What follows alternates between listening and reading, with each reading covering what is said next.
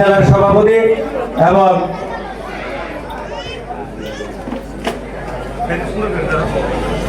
উনি আপনাদের মধ্যে একটু সংক্ষিপ্ত বক্তব্য দেবেন, আপনার ধৈর্য সহকারে বলবেন। বিসমিল্লাহির রহমানির রহিম। হিন্দু ভাইদের প্রতি আদাব, মুসলমান ভাই বোনদের প্রতি সালাম, আসসালামু আলাইকুম। আজকে এই নাট্য মঞ্চে আপনাদের মাঝে আমি কিছুটা সময় কেড়ে নিচ্ছি। আপনাদের বিরক্ত করব না, কারণ এরকম একটি আমেজপূর্ণ একটি অবস্থানে আপনারা আছেন। এখানে আপনাদের সময় নষ্ট করে আপনাদের এই আনন্দটুকু আমি নষ্ট করতে চাই না। তারপরও যেহেতু আমাকে এই অনুষ্ঠানের যারা আয়োজক আমাকে একটু ইনভাইট করেছে এবং আমি সেই ইনভাইটেশনে এসেছি, কারণ আমিও একজন এই গান বাজনা বা নাটক বা শিল্প সংস্কৃতি এটার সাথে আমিও জড়িত এবং আমি এটাকে অনেক পছন্দ করি। এবং আমি ছোটবেলা থেকে হারমোনিয়াম, তবলা, ঢোল এসবের সাথে আমি জড়িত আছি। আমি ব্যক্তিগতভাবে আমি একজন আইনজীবী, বাংলাদেশ সুপ্রিম কোর্টের এবং গণ অধিকার পরিষদের কেন্দ্রীয় কমিটি আইন বিষয়ক সম্পাদক হিসেবে দায়িত্ব পালন করছি এবং গণপ্রজাতন্ত্রী বাংলাদেশ সরকারের যেই এডিশনাল পাবলিক প্রসিকিউটর অর্থাৎ মহানগর দায়রা জজ আদালতের একজন সরকারি পিপি হিসাবে ঢাকা কোর্টে আমি দায়িত্ব পালন করছি এবং ঢাকা আইনজীবী সমিতিতে এখন যে নির্বাচন হচ্ছে সেই নির্বাচনে আমি জাতীয়তাবাদী ঐক্য প্যানেল থেকে আমাকে সদস্য হিসেবে মনোনয়ন দেওয়া হয়েছে। সেইখানেও আমি নির্বাচনে অংশগ্রহণ করেছি। 29 এবং 30 তারিখে নির্বাচন অনুষ্ঠিত হবে, আপনারা আমার জন্য একটু দোয়া করবেন।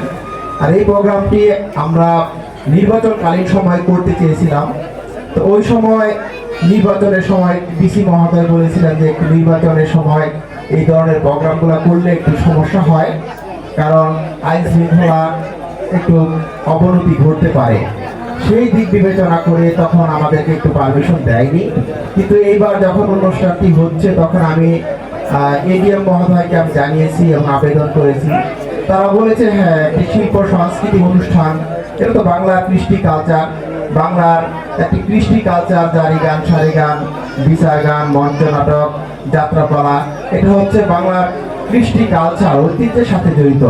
আমরা ছোটবেলা আমরা অনেক দেখেছি আমাদের এই ইয়ারপুর ইউনিয়নে জারি গান, সারি গান, পালা গান, বিচার গান অনেক হয়েছে এবং শীতকালীন সময়গুলোতে প্রায় প্রতি সপ্তাহে এরকম জারি সারি গান বা বিচার গান হতো। তা আমাদের এই শিল্প সংস্কৃতি এবং এটা আমাদের মাঝখান থেকে উঠে গেছে বিধায় কিন্তু এখন আমাদের সমাজে আপনারা দেখবেন যে মাদক, নেশা, ছিনতাই অনেক বেড়ে গেছে। কেন বেড়ে যায়? শিল্প সংস্কৃতি থেকে যখন আমরা দূরে চলে যাই তখন আমাদের ভিতরে কি হয়, আস্তে আস্তে নেশা বা ওই মাদক এটা আমাদের ভিতরে ঢুকে যায়। তা আমরা যত শিল্প এবং সংস্কৃতি থেকে দূরে সরে যাব তত সমাজের অবক্ষয় হবে, তরুণ সমাজ ধ্বংস হয়ে যাবে। আমরা আনন্দ উপভোগ করতে চাই আমাদের বাংলার যে কৃষ্টি কালচার, নাটক, গান বা এইগুলাকে কেন্দ্র করি। আর মানুষের মনে আসলে ফুর্তি না থাকলে মানুষের কাজেও স্পিড আসে না। আপনারা দেখবেন এই যে আপনারা যারা একটু আনন্দ পাচ্ছেন, আপনাদের দেখবেন কাজকর্ম একটু উৎসাহ থাকবে, মনে ফুর্তি থাকবে। আর মনে ফুর্তি না থাকলে কখন কাজকর্মেও আগ্রহ আসে না। তো যাই হোক, আপনারা জানেন যে এখানকার যে সংসদ সদস্য আছেন ডাক্তার দেওয়ান মোহাম্মদ সালাউদ্দিন বাবু ভাই, উনিও চেষ্টা করতেছেন সমাজ থেকে মাদক মুক্ত করার জন্য, সমাজের তরুণ সমাজকে মাদক মুক্ত করার জন্য এবং রাস্তাঘাটের যে পরিমাণ এই যানজট এবং ফুটপাত, এই ফুটপাতগুলো নিয়ে উনি অনেক কাজ করতেছেন। এই কারণে আমরা মাননীয় যে সংসদ সদস্য ডাক্তার সালাউদ্দিন বাবু ভাই, ওনাকে আমরা ধন্যবাদ জানাই যে উনি মাদক মুক্ত করার জন্য এবং সন্ত্রাস মুক্ত করার জন্য এই সাভার আশুলিয়াতে অধম্য পরিশ্রম করতেছেন, কষ্ট করতেছেন। আমরা চাই ক্ষমতায় যেই আসুক, অর্থাৎ তারা জনগণের পক্ষে থাকুক, জনগণের জন্য কাজ করুক। সেক্ষেত্রে আমরা গণ অধিকার পরিষদ, আপনারা জানেন যে বাংলাদেশের যে আমাদের গণ অধিকার পরিষদের যে সম্মানিত সভাপতি জনাব বিপি নুরুল হক নূর এখন আমাদের মন্ত্রী, অর্থাৎ গণপ্রজাতন্ত্রী বাংলাদেশ সরকারের উনি একজন প্রতিমন্ত্রী প্রবাসী কল্যাণ মন্ত্রণালয়ের। সেক্ষেত্রে আপনারা জানেন যে জনাব প্রধানমন্ত্রী জনাব তারেক রহমান সম্মান করে আমাদের বিপি নুরুল হক নূরকে সম্মানিত করেছে। আমরা সরকারের সাথে আসি, অ্যালায়েন্স করে আসি এখন আমাদের দায়িত্ব, আমাদের সকলের দায়িত্ব সমাজে সুশৃঙ্খলা এবং শান্তি শৃঙ্খলা ফিরিয়ে আনা। সেই দিক বিবেচনায় আমরা চাই যে সমাজের মানুষের ফুর্তিকে নষ্ট করে কখন আমরা এই ধ্বংস করে বা তাদের মনের উৎসাহ আনন্দটুকুকে নষ্ট করে আমরা এই সমাজে শান্তি ফিরাতে পারবো না। আমরা চাই যে মাদক মুক্ত হোক বা নেশাগ্রস্ত মুক্ত হোক, তরুণ সমাজ মুক্ত থাকুক, ফ্রি থাকুক এবং শিক্ষিত সমাজ, ছাত্র সমাজ তারা লেখাপড়ায় মনোযোগী হোক, কিন্তু সেটা আমাদের শিল্প এবং সংস্কৃতিকে ধ্বংস করে নয়।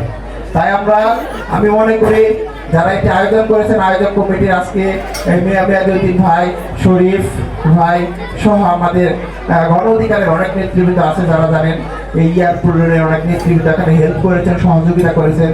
আমিও মাননীয় ডিসি মহোদয়কে এবং আমাদের যে সম্মানিত ইউনো মহোদয়কে এবং থানার যে ওসি সাহেব আছেন জনাব রুবেল সাহেব, উনি অত্যন্ত ভালো একজন ওসি এবং দুইবার উনি ঢাকা জেলার সর্বশ্রেষ্ঠ ওসি হিসাবে নির্বাচিত হয়েছেন এবং সেটার জন্য আমি তাকে অভিনন্দন জানিয়েছি। এবং আমাদের এখানে একটি প্রোগ্রাম হবে, একটি নাট্য মঞ্চ হবে, সেটা আমি জানিয়েছি। তাই আমি মনে করি এই নাট্য মঞ্চগুলো বা গান শিল্প চর্চা আমাদের সমাজ থেকে ধ্বংস করে না, সমাজকে উৎসাহিত করে, সমাজকে সামনের দিকে এগিয়ে নেওয়ার জন্য অনুপ্রাণিত করে। এই দিক বিবেচনায় আমি আজকে নিজেই এখানে এসেছি এটা দেখার জন্য। আমি আপনাদের সাথে একই সারিতে বসে কিছুক্ষণ দেখবো আপনাদের এই অনুষ্ঠানটা। আমিও ছোটবেলা অনেক আমার আব্বার সাথে এসে খেয়ারে বসে, মাটিতে বসে অনেক গান দেখেছি, বিশাল গান দেখেছি। এখনো আমার সেই নেশাটা কাটেনি। আমি আজকে আপনাদের সাথে বসে কিছুক্ষণ গান দেখবো বা এই নাটক মঞ্চটা দেখবো। আজকে নাটক হচ্ছে সাগর ভাষা। গতকাল হয়েছে বেদের মেজোস্না। বেদের মেজোস্না কিন্তু একটা নাম করে একটাই ছিল, একটি ছবি ছিল। এই ছবি দেখার জন্য আমরা ওই দরজার ফাঁক দিয়ে উকি মেরে এই বেদের মেজোস্তা দেখেছি। এটা একটি সামাজিক নাটক, সামাজিক ছবি, এখানে কোনো উশৃঙ্খলতা নেই। কিন্তু আমরা এতটুকু বলবো, যারা মাদক করবে, মাদক নেশা বা জুয়া নেশা যারা করবে, তাদের আমরা বিরোধিতা করব। তাদেরকে দেখলে আমরা ধরে দিব, তাদেরকে আমরা পুলিশে সমর্থন করব। আমরা কখনো মাদককে, নেশাকে ইন্সপিরেশন করি না। এই বলে আমি আমার সংক্ষিপ্ত বক্তব্য এখানে শেষ করছি। ধন্যবাদ সবাইকে। জনতার অধিকার আমাদের অঙ্গীকার, আমাদের অঙ্গীকার দেশ সবাই জনতার। আসসালামু আলাইকুম ওয়া রাহমাতুল্লাহি ওয়া বারাকাতুহু। ধন্যবাদ শেখ শওকত হোসেন ভাইকে।